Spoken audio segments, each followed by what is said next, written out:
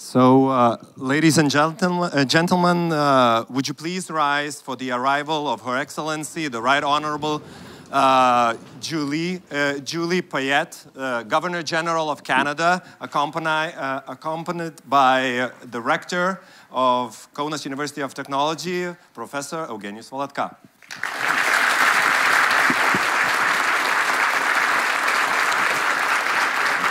Thank you.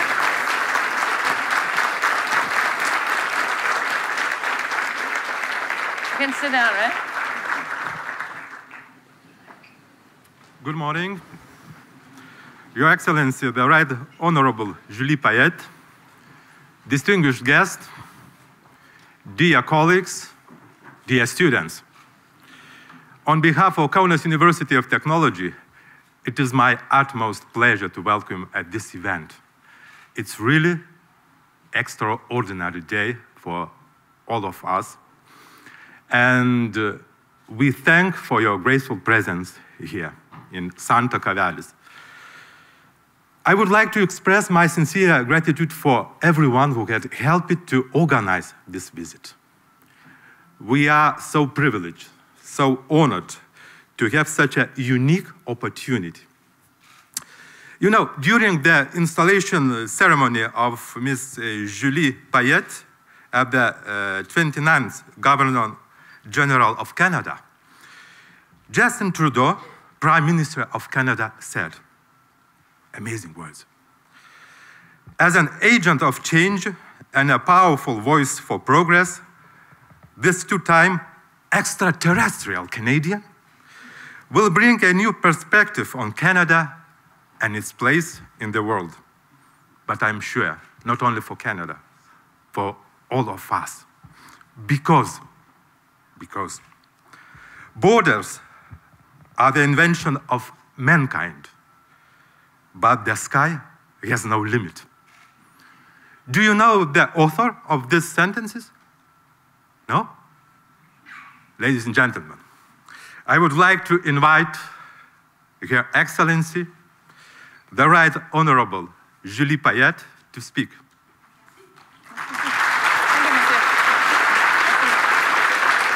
All right.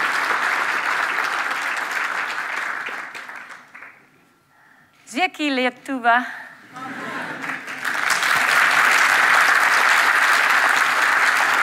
All right. It is my distinguished pleasure to be with you today. I'm sorry, these are the only two words I know in Lithuanian.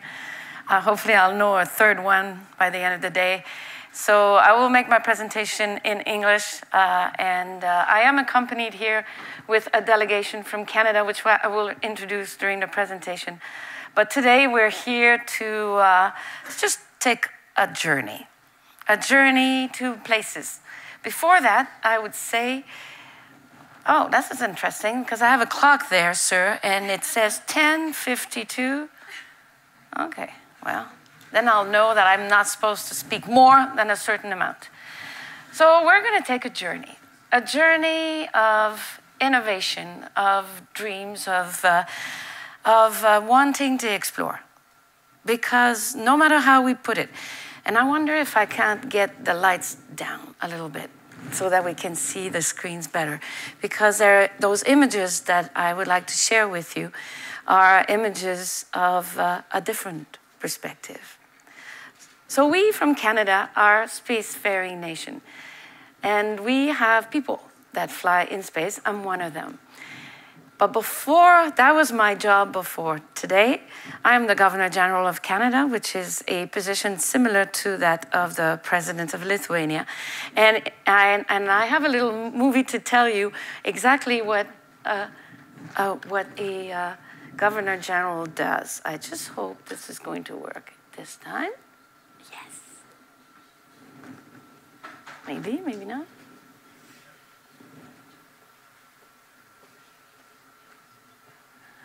Oh, please.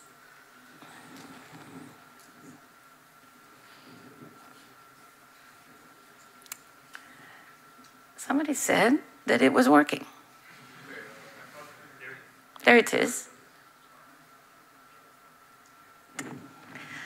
So you get to see the residence of the Governor General, which is in the capital of Canada, Ottawa. And our most important job is to support the government and the Constitution of Canada. We represent the Canadians.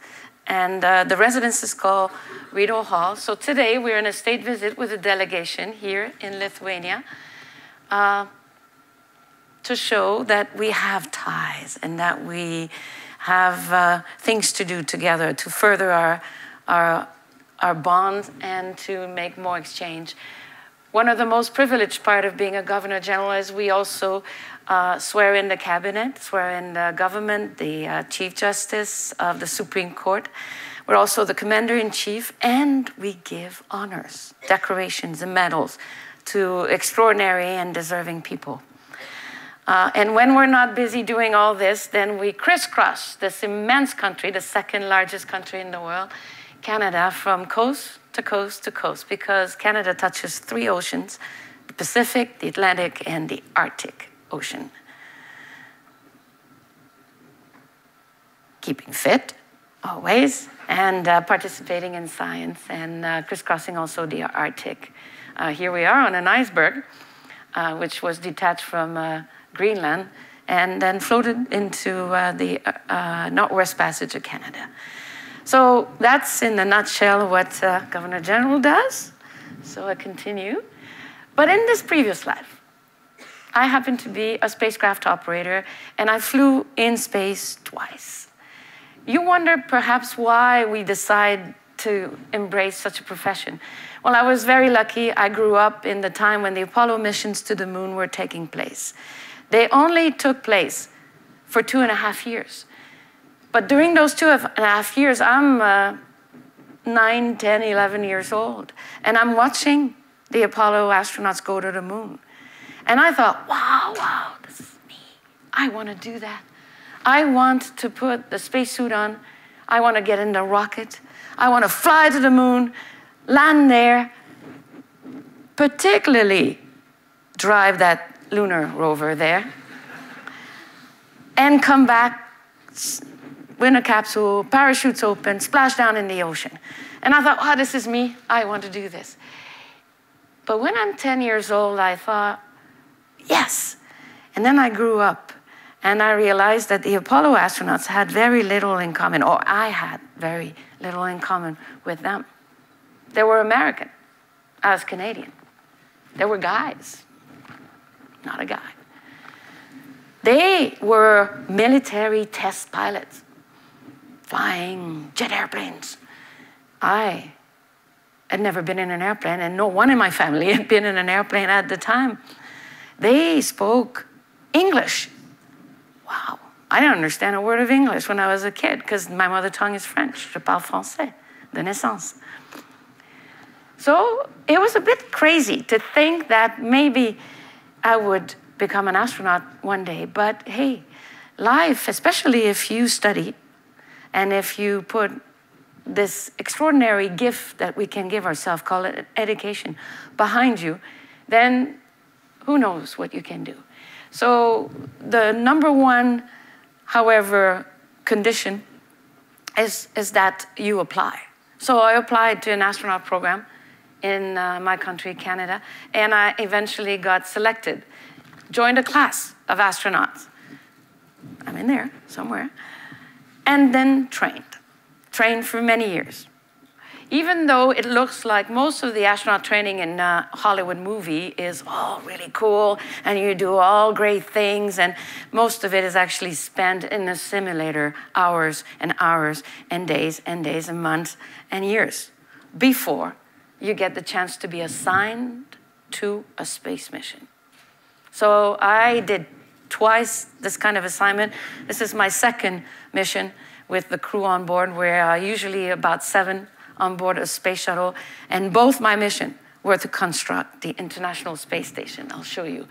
So once you get assigned to a mission, your training is far from being over. You have to continue training specifically for the mission that you have to go and accomplish up in space. And the idea is that you train so well underground, you make all the mistakes in the simulators, so that once you get up there, the real time, you're not going to make any mistake, because failure is not a good idea in this kind of environment. We board a space shuttle. They don't exist anymore. They've been retired now for several years. There are 3 of them that are left, are in museum in the United States. But I rode 2 of them. This is my first flight, Discovery. We, the crew, are only in the cockpit right here. This is the cargo bay. And in there we have material, equipment that we will install on the International Space Station. Once we arrived, we opened up the doors of the cargo bay, not only to expose the material that we need to bring to the station, but also to deploy our communication antenna and to be able to cool everything, because the doors of the inside of the shuttle payload bay are our refrigeration system. If these doors don't open, we have to come back on the ground really quickly because we're going to overheat. And overheating our computers means that we can't fly the vehicle anymore. First mission, when I arrived, I was the person that actually opened those cargo bay doors. So I'm a rookie. I'm very concentrated in what I'm supposed to do because I don't want to make a mistake. But then the doors open and there's the window. And here's the view of what you get to see. A really different perspective. On my first flight, we were constructing the International Space Station. We were only the 2nd crew to get there. This is what it looked like. There was nobody on board yet. It's 1999. This was the first module that made it up in space. It was launched from Baikonur in Kazakhstan. It's a Russian-made module. It's called Zarya, which means dawn of a new era. And just the shuttle before us had brought the 2nd part, Unity, which was made in the United States and was brought together with the Canadian arm on the space shuttle, the Canadian robotic arm. What is amazing about this picture is not only the view of Lake Baikal right here, but the fact that these 2 were put together in space, even though they were made in different countries by different people. It's that connection that people did in talking to each other for months and years on end that allowed this to happen without an itch. And more importantly, when you think about it, the United States, if you recall, is still using this antiquated measurement system, imperial system, whereas in Russia and in Canada, in Lithuania, we use the metric system. Even though we use 2 different measurement systems, it still worked out there, which tells you that collaboration can get you a long way. Today, the International Space Station is the size of a football field. It is enormous. So those 2 modules you saw are somewhere in the middle there. There is 10 pressurized modules about the size of a 5-bedroom house, and currently on board 6 people. These crew rotate every 6 months about, and here's who is on board right now. 3 Americans, 2 Russians, and 1 Italian astronaut. The Italian is the tall guy. These are the 2 ladies, and Drew Morgan here, the American, and the 2 Russians. Just a few months ago, we had a Canadian on board, David Saint-Jacques. So it rotates between the different crews and the different partners of the International Space Station, which comprise the United States, Russia, Japan, the European Space Agency that encompasses 15 different countries, and Canada. We have been in space, nonstop, we humans, with the International Space Station since the 1st of November 2000. It has been more than 19 years that we, people from Earth, are present in space, and that will continue. Inside, it is not your average 5-star Hilton or Marriott.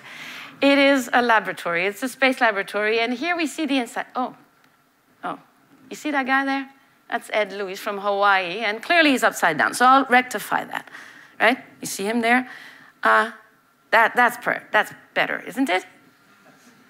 Well, actually, it doesn't matter. In space, it doesn't matter if you're upside down or right side up or diagonal, because you don't feel the vector of gravity Therefore, your blood is not being pushed down to the ground like it is right now in this room.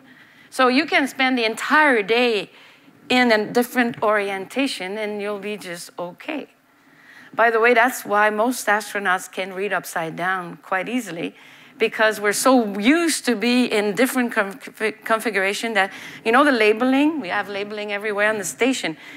Well, if you're in a different orientation, that labeling will be upside down. Well, we read upside down just fine because it's just character recognition. You get used to this. So because we don't have any sense of gravity, we float in the middle of the cabin. Everything else floats. Not just us, the astronauts, but everything else we have. So that's why, for example, our food has to be packaged very differently. Because you don't have a table, you don't have a plate, you don't have stuff in your plate. Everything is packaged. Because if you let go of anything, it's going to start floating. And you don't want, you know, rice and spaghetti and rehydrated strawberries to be floating in a cabin, because they make a mess and we don't like that in space. But sometimes we do have fun a bit with our food. There's a space hamburger. We have Peggy Whitson here. She's an American. She was in my class. She was in that first class photo we saw at the beginning. And she is the record person with the most time in space for any American astronaut, any gender, any state. She has 660 days in space. So anyway, she's very good at making hamburger. And the reason why this all stick together is actually that all the other forces other than gravity become very important in space. And one of them is the force that keeps, the viscous force that keeps things together. So what you need is to spat a little bit of sauce, ketchup, mustard, mayonnaise, whatever you want, and then you stick things on it and it will stick. Of course, if you do this with your hamburger, things are going to start floating in all directions. But if you keep it together, it will go there. The onions just came in, though, on a resupply Russian ship because we don't grow onions on board the space station. However, we do try to grow other things, because what we're doing on board the space station is to figure out how we can live long duration, we humans, in weightlessness and in space under also a very high radiation environment.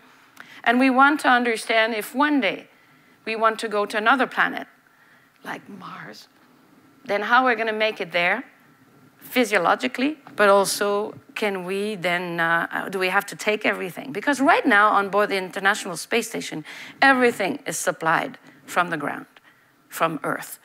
But once you go away from the orbit of the Earth, that will be different. And space and weight will be at a premium.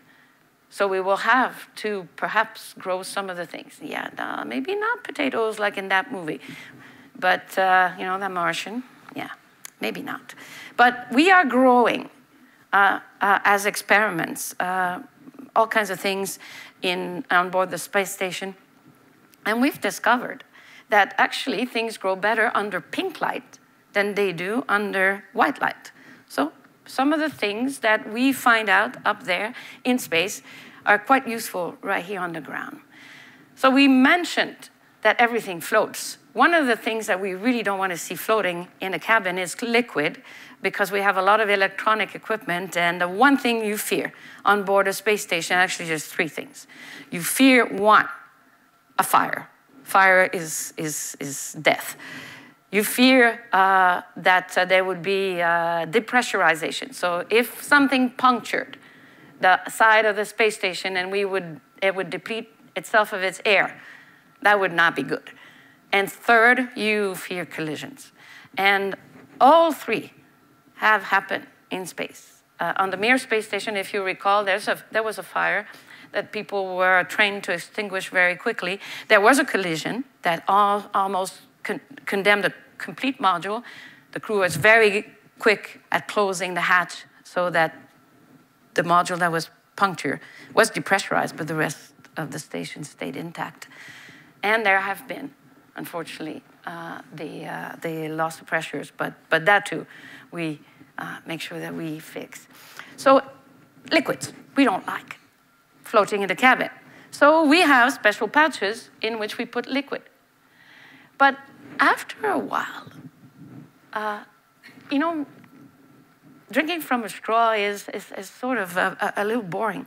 So it's amazing what we say necessity is the mother of invention. Well, in this particular case, it was the smell of coffee that became the mother of invention, because they sent an Italian astronaut, not the one we saw, but a lady, Samantha, and she brought in a special ISS espresso machine. But drinking this thing is just not the same. So we had one of our astronauts, an American astronaut, Don Payette. He designed a little cup with the viscosity of the liquid on the side of the cup. You could actually sip it in space without the liquid starting to move about. I don't have a picture of that cup, I should, but this is a very prized object. I mean, all the astronauts, we put one in our spacesuit when we come back, and we keep it at home and we show other people. Clearly on board, everything is rationed and everything is counted and everything is planned. It's a very big logistics operation. We count how much food we've got and we consume so that we never run out, because we have resupply ship and sometimes they're delayed. And we, of course, conserve our water and we recycle our water. We recycle any used water, we recycle any humidity in the air, and any sweat and other things that astronaut might produce in terms of liquid. And yes, we put it in a machine that used soiled water, and we produce water out of it, H2O. H2O itself, if you've ever tasted, doesn't taste very good, so we put a little salt, a little mineral, and we consume again what we had generated before. So yeah, talking about that. I'm sure you have no questions, so I will go real quickly on this one, but this here is the WC, it's a toilet facility. And yes, I think we just said that there's a few things we really don't like seeing floating in the cabin. Well, that's another of those that there are a few things you really don't want to see floating in the cabin. Those things are liquid and solid, and no. And if by any chance it escapes from this vacuum-based system, you know, it's basically like a vacuum cleaner and making sure things go in the right place. If it escapes by any chance, you have a duty as an astronaut. It's called Astronaut Etiquette, to go out there and chase it immediately. Because you want to have harmony within the crew, yeah? There's no such thing as bad dissension. Sleeping in weightlessness is a completely different matter. Again, it doesn't matter. We don't have mattress, we don't have a pillow to put our head, because it wouldn't stay. So we have sleeping bags, and we can put them anywhere we want. Vertical, horizontal. This is Koichi, a Japanese astronaut, enjoying the Japanese module. So he decided to put his sleeping bag on the side. But we also have little cabins for those people who are staying 6 months, because it's good to have a bit of intimacy. In the case of the space shuttle, where the missions are short, usually 10 to 16 days, those missions that I took part in. Inside the space shuttle, it's a really small environment. It's not as large as the space station, so we sleep basically like camping, yeah, one on top of another. And you can see here, there's a person there, there's a person there, there's a person there, and there's a person there. And I know that he's not faking. This is Dave Wolf on my flight. He's not faking sleeping, because see his arms? They're floating in front of him. Because you can start, when you start going down for sleep, with your arms here, because you're controlling them, but as soon as you fall asleep, your arms start floating, and that's how we know that other astronauts are sleeping.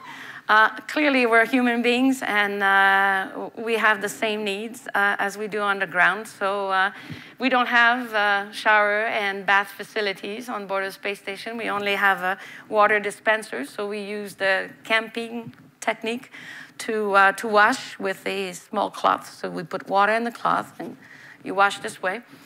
And for things like hair, we have no rinse shampoo because we can't rinse.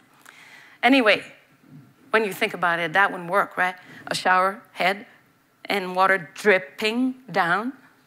Nah, water would disperse everywhere, and then we would really panic. So we have everything again in pouches and kept really solidly so that we don't spill anything we don't want to spill. We work hard on board a space station, especially during the construction mission. It's day in, day out. But when you're there for 6 months, we do have time off. It's really important. That is also a lesson. A good astronaut needs to sleep well, eat well, and sometimes do something else but work. It's absolutely vital. Because that's when we're tired or when we have been under too much stress for too long, that's when we make mistakes. It's true underground, it's true in space. And that is the reason why even, especially you young students, that are working and studying and writing exams, it is really important to take care of yourself so that you can perform as best as you can. So here is a French astronaut watching France play rugby. I don't know if they won that day. But we have a rolling screen. It's not an actual solid screen. It's this new technology which we see now almost everywhere, where it's just it's like a piece of material that you unfold, and you can project television and movies on it. Because we're in weightlessness, and because we don't use our muscle like we do on a gravity environment, like right now I'm standing, and I'm using my leg muscles because I'm standing. In space, because you're floating in the cabin, you don't use your leg. Actually, your leg become your transport fashion. It's completely the opposite as what we have on the ground. On the ground, if I want to transport something, I pick it up and I go. Things are in my hand. Whereas in space, because you need your hand to go from one place to the other, you push on a wall and you float in the other direction. By the way, that's action-reaction, the pure action-reaction second law of motion of Newton. You push on a wall, you go in the other direction. Beware, however, if you push too hard, you go in the other direction real fast. And you will probably end up in a colleague, and the colleague's not gonna like that, or the colleague will have to retrieve you as you pass by. But you learn to do these things with grace eventually. It takes a little while. But in space, to carry something, because you need your hands to push, you put it in between your legs, and then you push and you carry things around. So it's a different thing. But yet, you are not using your leg muscles, and they get atrophied, they get a lot weaker. And for us to one day, to get back on Earth and be able to walk is one thing. But if one day we want to go to another planet and end up there after months in weightlessness, we need to be able to condition those muscles to work still months later, and we do this through exercise every day. We do aerobic exercise, like here we have astronauts on what we call the ergometer. It's basically a stationary bicycle. You strap yourself to it, and here we have the resistance exercise for muscle, and it's not weight-driven, clearly, but it's spring-driven. And of course, we have a treadmill.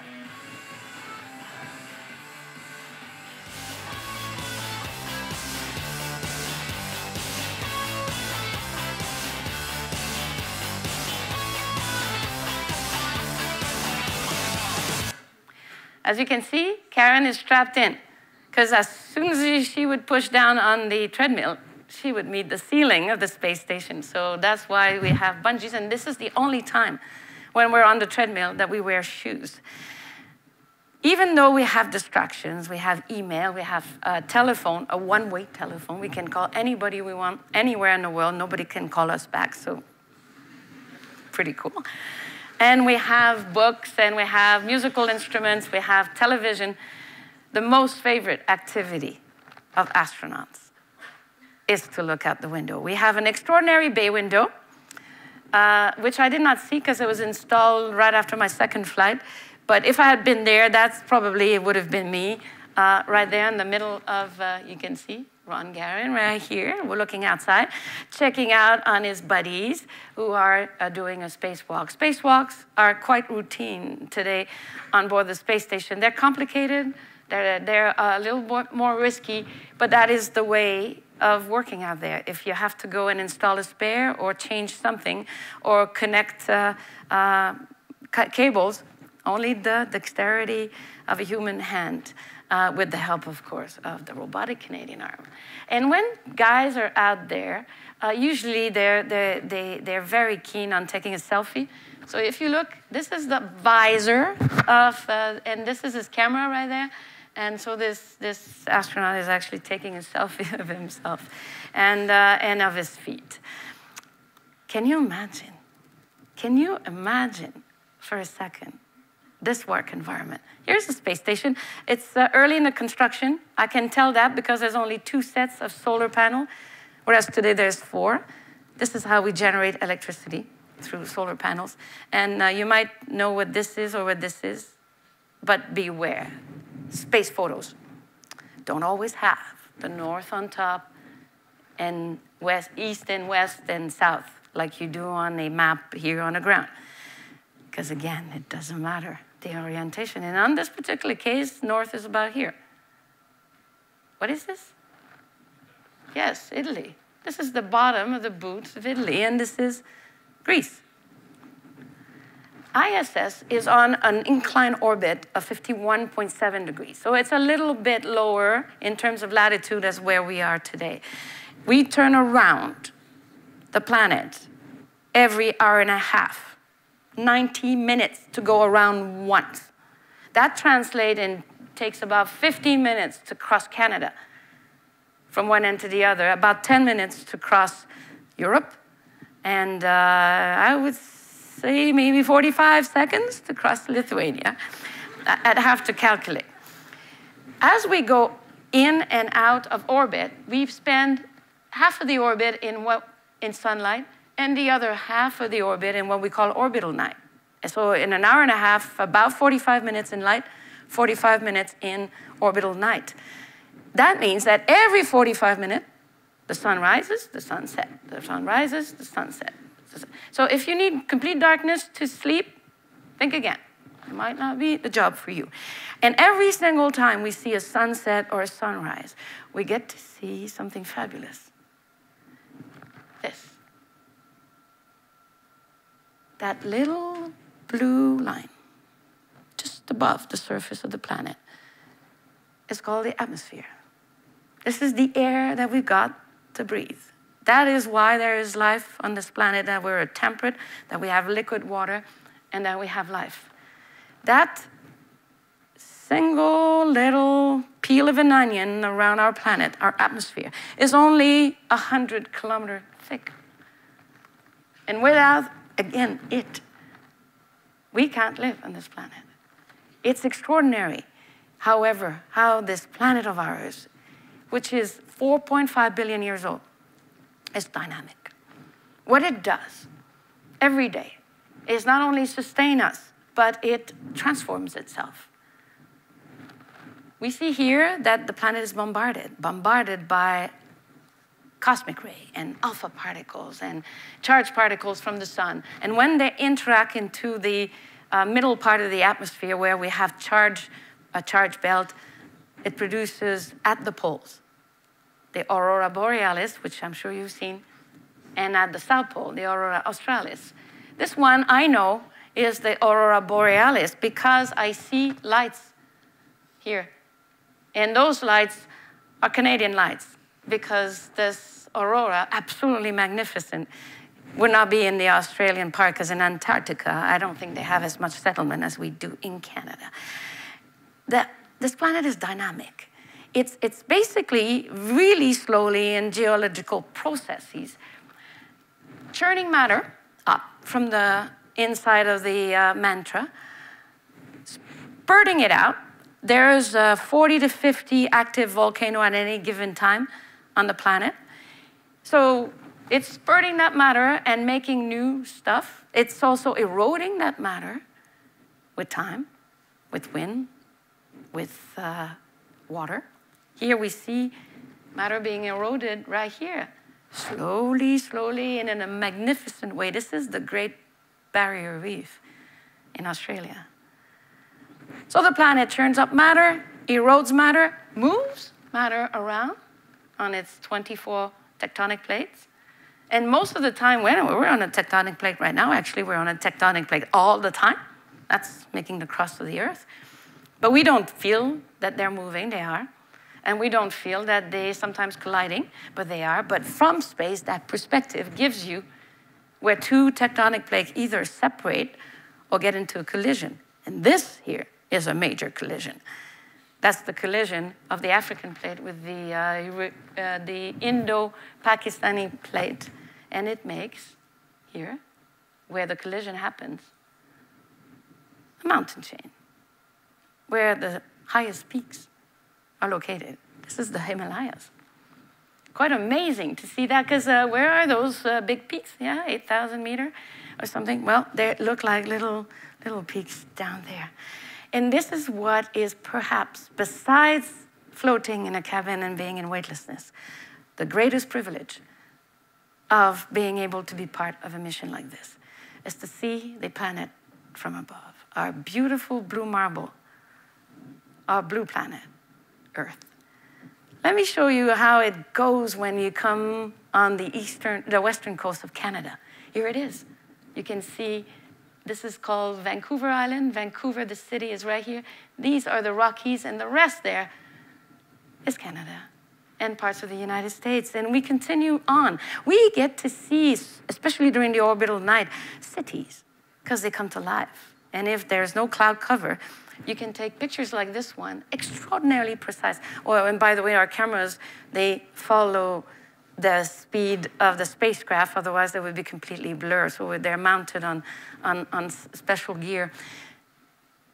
Cities are very impressive from space. This is Tokyo, 40 million people living there. I continue with Canada, where we see here, right in the middle, formed about 12,000 years ago after the last glaciation of the Great Lakes.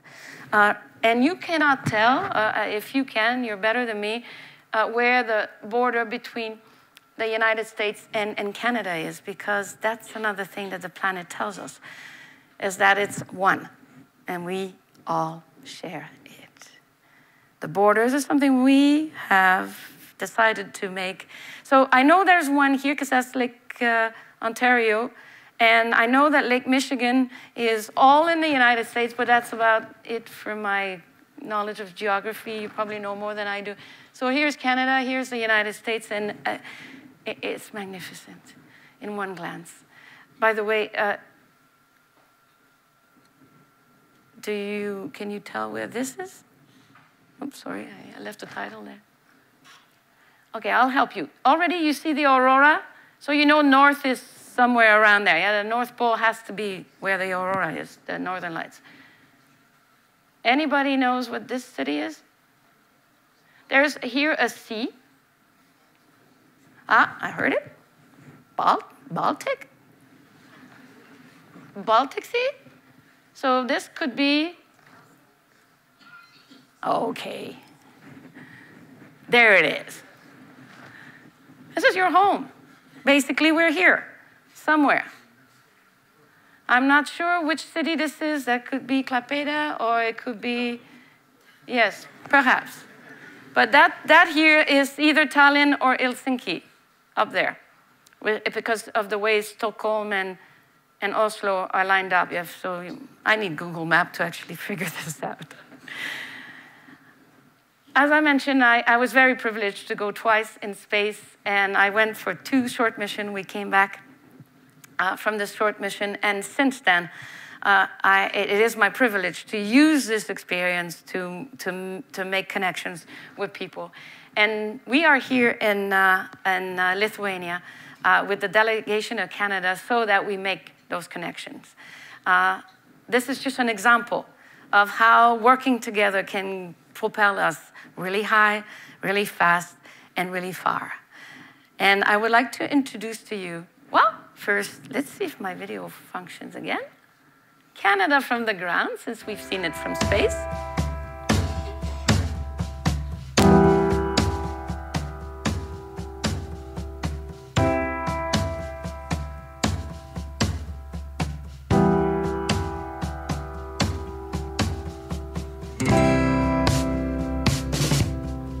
There's a border there.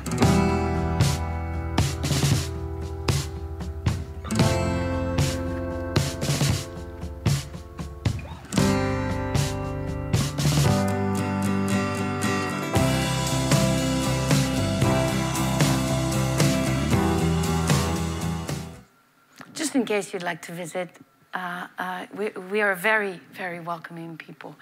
And in this room with me, I have 11, actually 10, because one of them is practicing, I'm told, 11 delegates that are here to make those connections and to make sure that we continue all together to ensure advancement of knowledge, to ensure the prosperity of all our people. So here they are. Whoop. Monsieur, and I'd like to ask them to stand up, perhaps. Monsieur Francis Bilodeau.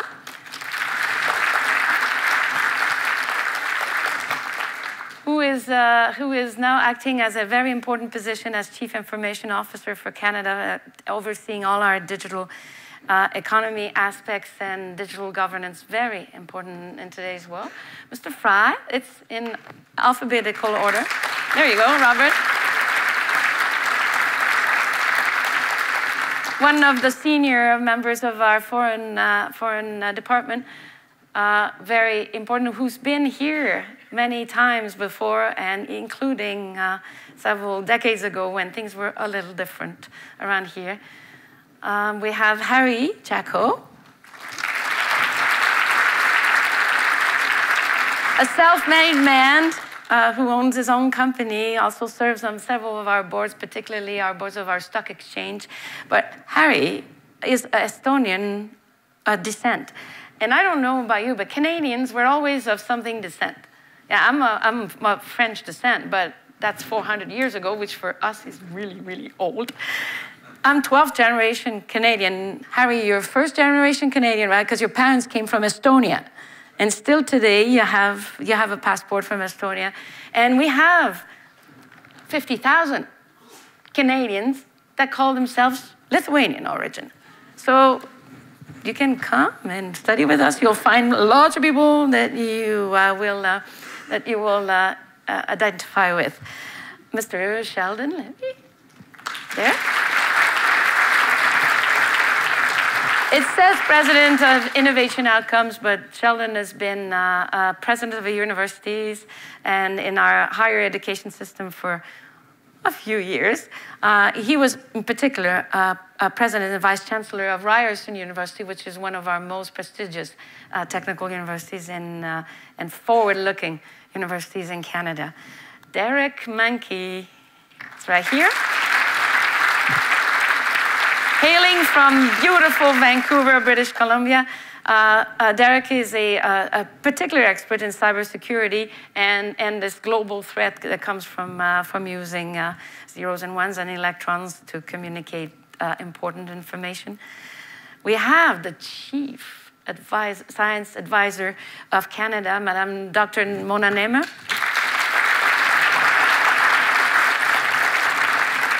This is a position that we've talked to the President of Lithuania and some of his cabinet members. It's the idea that governments would receive advice from the finance, from the economist, from the cultural side, and yes, from the scientific and technological side, so that they can make more thoughtful and better decisions. We have the ambassador of Canada to Lithuania. His name is Michael Ernest Kevin Rex.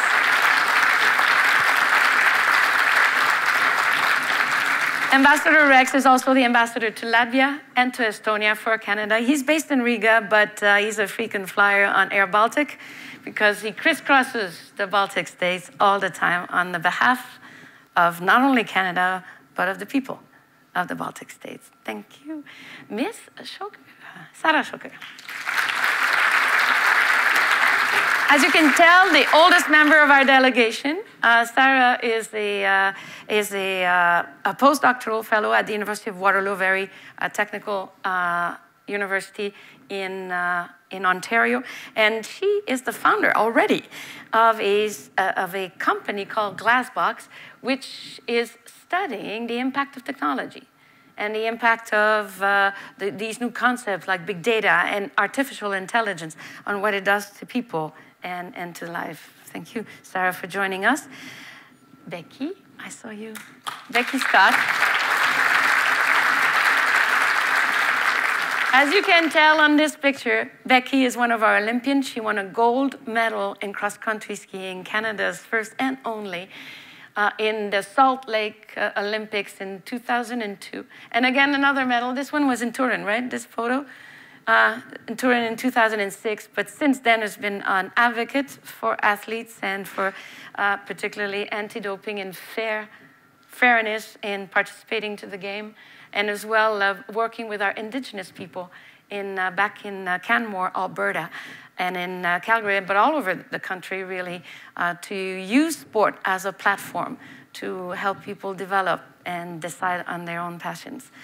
Last but not least, the Chief of Protocol of Canada, Mr. Stuart Wheeler. A polyglot. He speaks 6 languages, including Norwegian, which because you studied there, and was our former ambassador to Iceland. Thank you. So this is our delegation. We are living in a fast-paced world. Things are happening. Those connections, sometimes we forget them because we're on our computers and we're on our screen. This face-to-face that we're doing today will always be important because discoveries sometimes come out of nowhere. An exchange, a new bond, a new idea comes out of speaking like that, sometimes over a meal with another person. It is really important because this world of ours is full of things we don't know. Today, we know that we're part of a universe that is expanding. We kind of know that it's 13.7 billion years old. But we also know that we don't know what it's made of, really. 85% of our universe is made of something we don't know. That's why we call it dark matter and dark energy, because we have no better words for this yet. Today, in 2019, we don't know what the universe is made of. We understand our little world, but we now know for sure that there are little worlds somewhere else.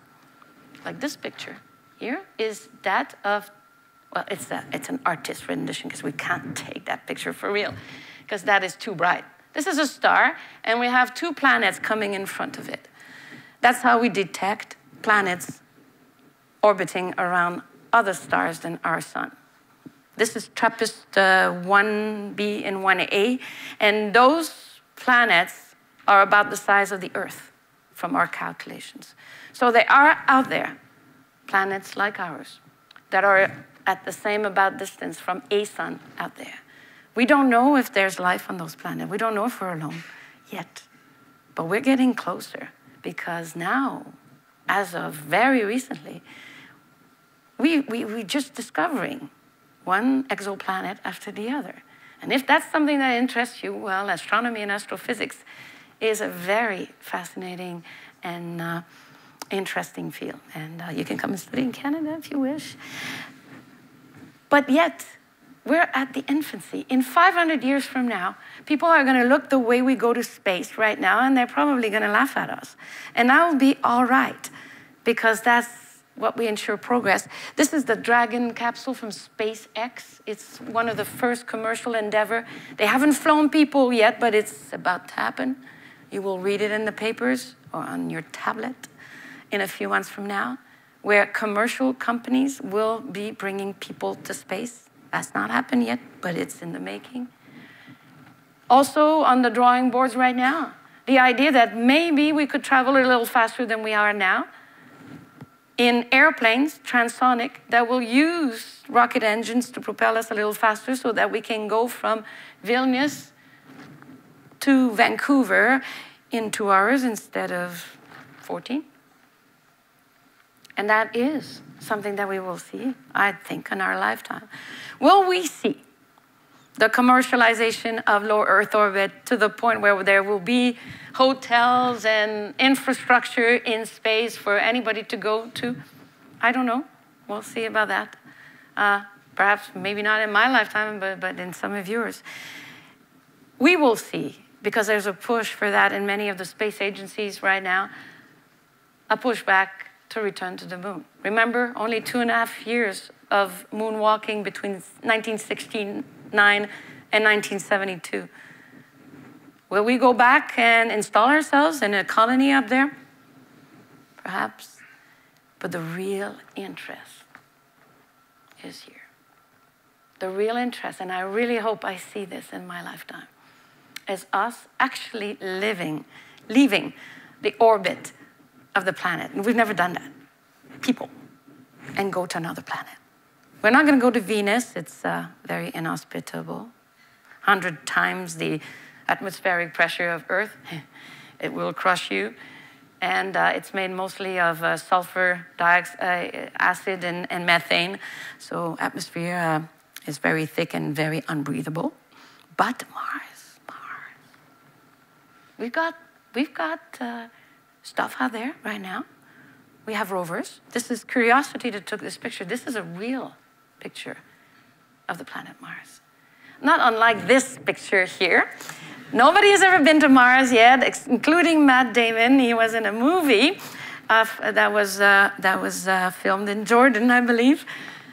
But we have yet so much to discover. We are sending human man-made objects throughout the solar system, but little pieces at a time. You remember just a few years ago, we had New Horizon that ended up to Pluto, which, oh, by the way, is no longer a planet because there's too many Pluto-like objects out there beyond the orbit of Neptune. But this is a real picture of Saturn. It was taken by the probe Cassini. It's a European-based and European-made probe. And Cassini took pictures and made this mosaic of this extraordinary. Imagine one day when someone with their real eyes will be able to see this. This is an incredible picture that tells us that there's so much more to discover and to look for. That's why research is so important. When we looked more closely at the Cassini pictures, the researchers found interesting things way beyond. And when they calculated what they were looking at, see this thing? Well, they figured out they were looking 900 million kilometers away in the direction toward the sun at a planet. So this is a picture of us, a true picture of us with our moon. There is so much to discover, and the only way we can do that is one, by always pushing the frontier of knowledge, and two, by working together, and three, by getting along every single time we can find common ground. We have to. Thank you.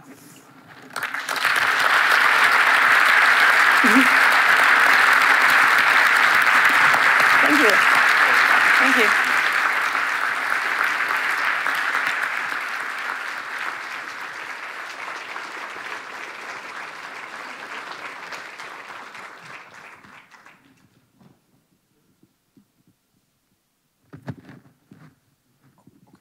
So I think now it's Q&A, right? Yes. And I'm done. You are done? Yeah. I don't think so. Because I think it's a Q&A, so whoever feels like asking a question, do you mind? Is that okay? I'll give you the mic. It's okay. Thank you. And I might pass it to a few folks that are in the room. So I've introduced the delegation. If there is a questions that either you'd like to direct to some of the delegation, or I think should be directed to the delegation. So please, any questions? Anyone?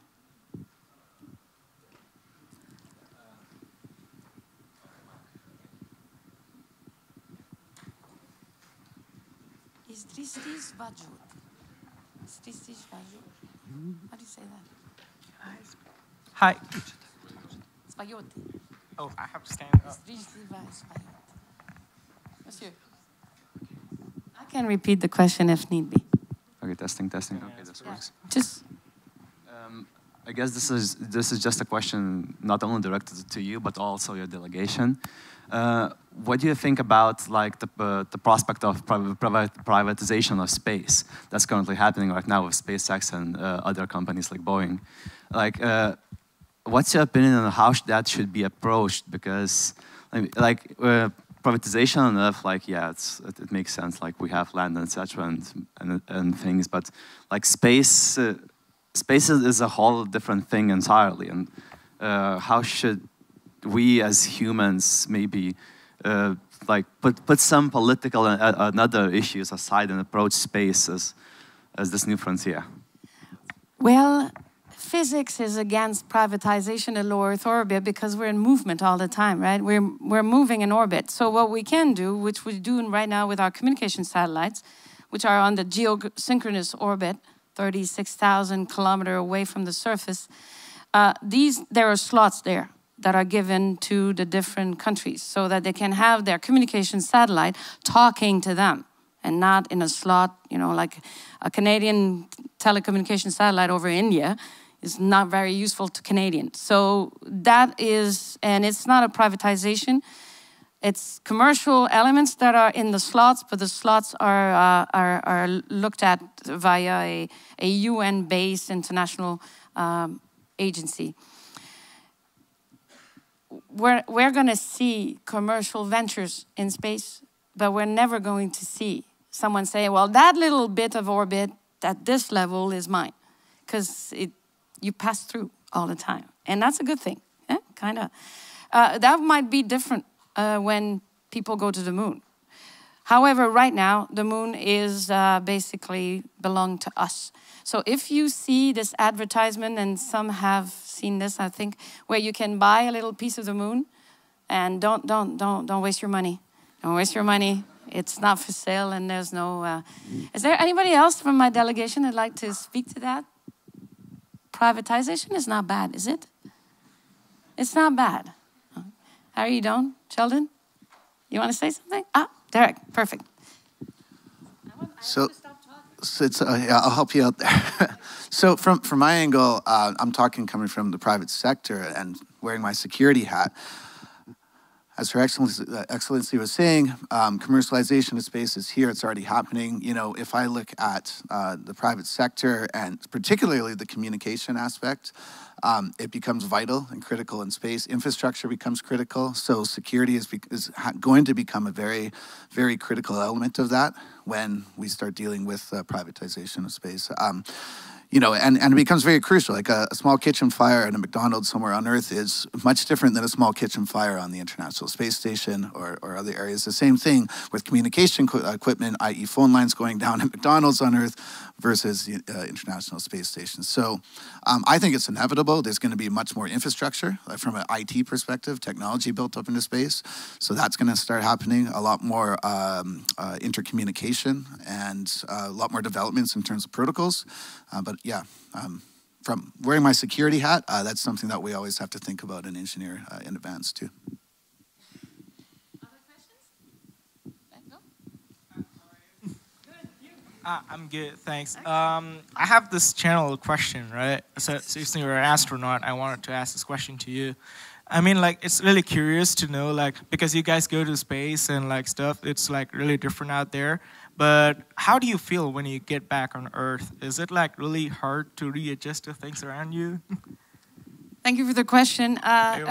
We don't feel so good at first when we get there, but the body, the human body adapts. And once it adapts, and for most of us it takes less than 24 hours, things go really smoothly until we come back. And then we have to do the reverse adaptation. We are terrestrial beings.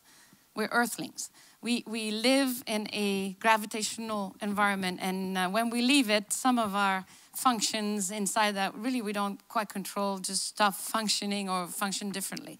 I'll just give two examples. Your heart pumps right now against gravity to irrigate your brain, and I'm not the person here with the most advanced biology and medical knowledge, but I understand this much that we're pumping against gravity to get blood here.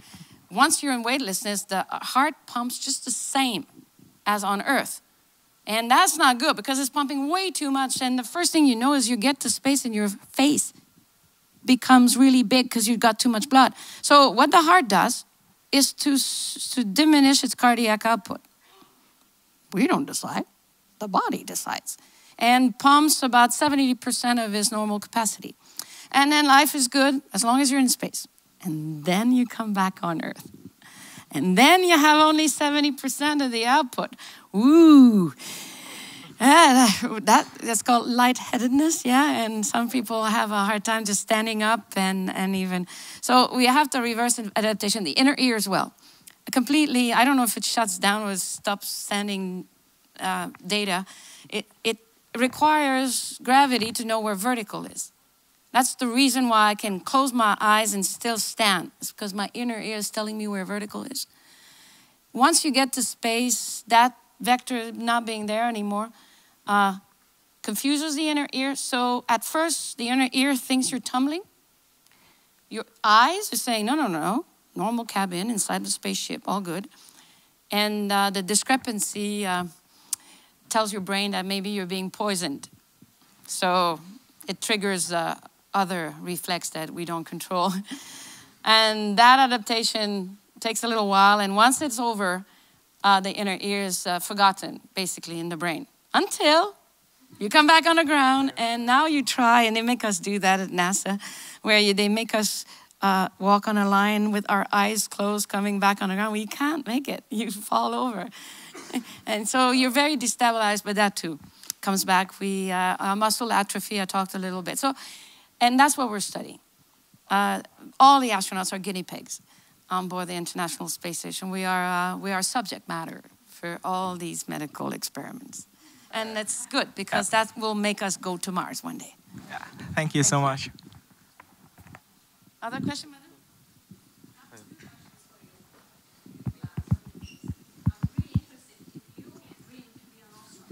I think there's a microphone coming because there are people watching, I believe, right? Online? Is that possible? I have two questions actually for you, and I really would like you to answer those. If you dream to be an astronaut, first question, why did you leave this position, this job? And a second question, how you managed to go from being astronaut and going into government, so completely two different jobs? Actually, they're much closer than you think. Because many of my colleagues here have left another job. I mean, Mona, you've left your career as a professor at the University of Ottawa, and you became the chief a science advisor to the government of Canada. So, and many of us here, I mean, we have people from different fields, computer science, we have people from the banking industry, we have lawyers somewhere, he's busy, and we have different fields. So it's normal that in your career progression that you change. I was an astronaut for 21 years. But because Canada does not make rockets, spaceship, Canada makes robotic arms and a lot of equipment on probes and satellites, makes its own satellite, but it doesn't make rockets that are rated for people. So we partner with other people. There's only 3 nations in the world that can put people in space so far. It's the United States, Russia, and China. That's it. So you have to partner with one of those if you want to have astronauts from your country. So because we partnered, Canada in particular, on the International Space Station with both Russia and the United States, I spent most of my adult life in a different country than my country. So at one point in time, 21 years later, I decided that I wanted to come home and work in Canada. And I had been already blessed with 2 space flights. So I came back and I became the director of a science center. And that's what I was doing. I was teaching basic concepts of science to people, because I'm passionate about this.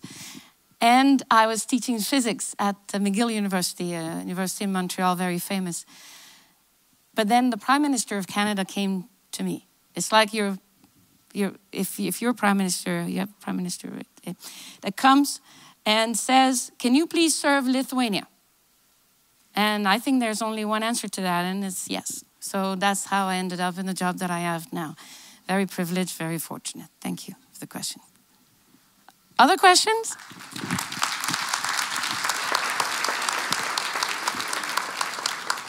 Hi. Hi.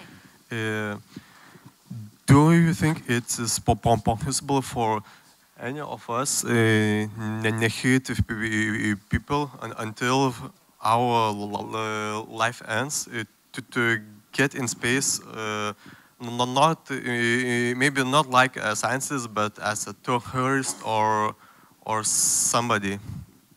That I can say for sure. Absolutely. It's just a matter of time that the first Lithuanian will go to space. And it could be a Lithuanian lady like a Lithuanian man. It doesn't matter. Because there is the opening of the commercial space where people will be able to buy a ticket to go to space. It will require a little training and, as I mentioned, a little adaptation. But it will be possible. But also, you are part of Europe. And in Europe, there is a European Space Agency, and it recruits astronauts. It recruits astronauts throughout this mosaic. Yes, I know I have to stop.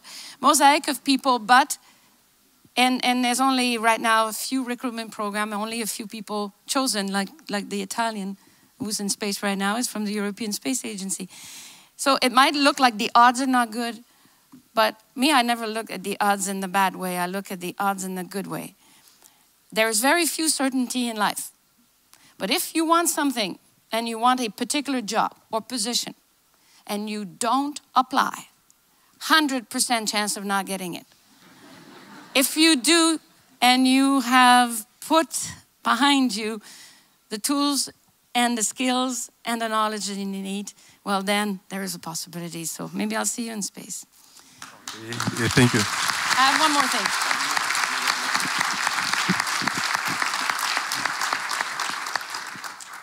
It's really fun here in Lithuania because we have such a program that unfortunately we can't stay much longer, but I'd like to leave you with one more thing. On Saturday and Sunday, and now you're going to take, or those who are filming can tell, the space station will be visible from Lithuania. So right now it is visible, but it's pretty low on the horizon and it's very cloudy. But I'm told that by the weekend, the clouds should dissipate and that means the sky will be clear. So on Saturday, the 30th of November, I'm right, yeah? Saturday. If you would like to see the space station pass by, you will walk out. You will stand and you will look south. And you will wait. Somewhere over the horizon, it will come from the west. You will see a star rise and peak at about 45 degrees over the horizon. This is 90, this is 0, 45, right? South. If you see a star, very bright star, that is moving, it is the space station. Cannot be anything else, yes? So, and you will see that it will rise on Saturday, 30th of November at 17:53. It's precise, it's orbital. And the next day, on the 1st of December, it will rise at 17:05. Due south, somewhere in the west, a star that moves, and that you will see. And when you look at it, wave, because there are 6 human beings on board. Thank you.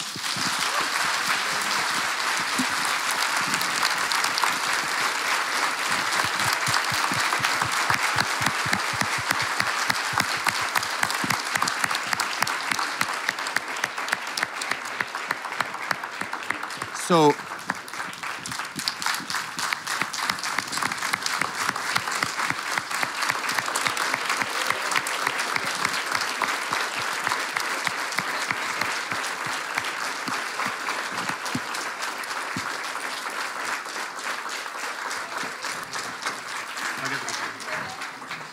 I told you that there are no selfies allowed, but actually we'll make one exception.